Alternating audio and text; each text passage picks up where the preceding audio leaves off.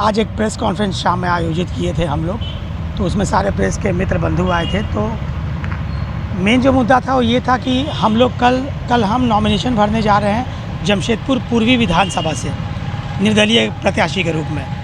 Nomination इसलिए भरने जा रहे हैं कि जो जमशेदपुर का राजनीतिक स्तर है वो बिल्कुल गिर चुका है, और आप यहाँ देखिए कि जितने भी राजनीतिक पार्टियाँ हैं वो सिर्फ सत्ता में आने की कोशिश कर रही हैं। वो लोग सिर्फ इसी बात का झगड़ा कर रहे हैं कि किसको टिकट मिला और किसको टिकट नहीं मिला। परिवारवाद का बात चल रहा है। एक तरफ दूसरे प्रत्याशी हैं डॉक्टर अजय कुमार, वो अपने पोस्टर पे आईपीएस का फ़ोटो लगा के वोट मांग रहे हैं। अब उनका मेन मुद्दा यही है कि हम आईपीएस थे तो हमको वोट मिलना चाहिए। किसी को भी मतलब नहीं है कि जमशेदपुर का मुद्दा क्या है। मेरा जो मुद्दा है वो शिक्षा से जुड़ा हुआ है। जमशेदपुर में सारा स्कूल्स जो है वापस खुलवाना पड़ेगा, क्योंकि ये जो स्कूल थे वो बंद हो चुके हैं। दूसरा जो बहुत इंपॉर्टेंट मुद्दा है वो नौकरी से है।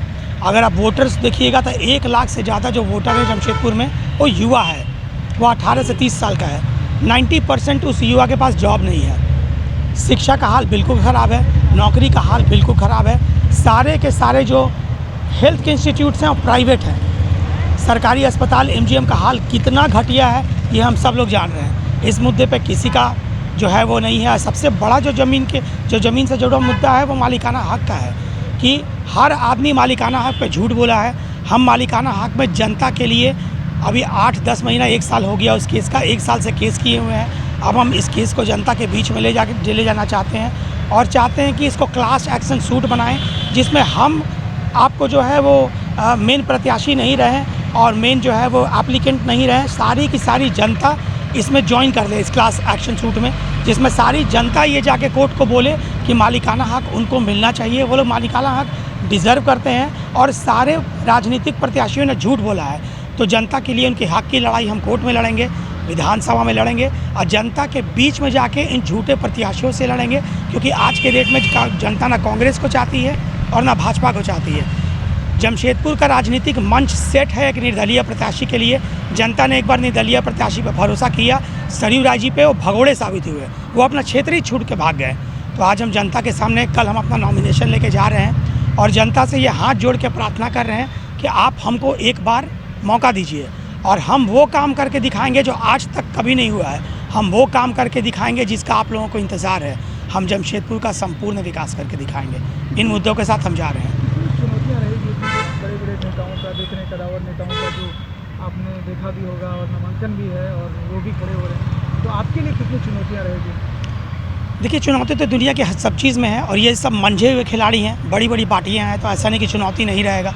लेकिन इसमें सबसे मज़ेदार बात क्या है कि जो जनता जो है वो सबसे बड़ा फैसला वही करती है। अगर जनता मेरी चुनौती स्वीकार कर ले, अगर हमको प्रत्याशी के रूप में देख ले, तो ये लोग सारे लोग जो हैं वो ठंडे बस्ती में चले जाएंगे।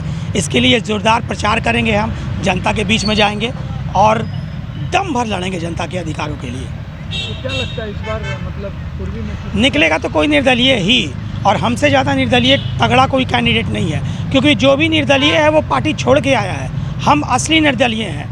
हम लोकसभा के इलेक्शन भी लड़े, हम राजनीति को जड़ से सीखे। ये मेरा शहर है, जमशेदपुर में हम पैदा हुए थे। एग्रीको पूर्वी क्षेत्र में हम बड़े हुए हैं, ट्रांसपोर्ट मैदान में खेले हैं, बारीडी में खेले हैं, बिरसा नगर में हम ट्यूशन पढ़ने जाते थे। ये मेरा शहर है, इसको किसी पॉलिटिशियन को हम चीट नहीं करने देंगे। जब तक हम राजनीति नहीं करते थे अलग बात है, पर हम अब मैदान में हैं, इसको अलाउ नहीं करेंगे। इसका संपूर्ण विरोध होगा। पूर्वी की जनता को क्या आप कहना चाहेंगे, या फिर क्या नए आप देंगे? कहना चाहेंगे कि आप युवा को चुनिए।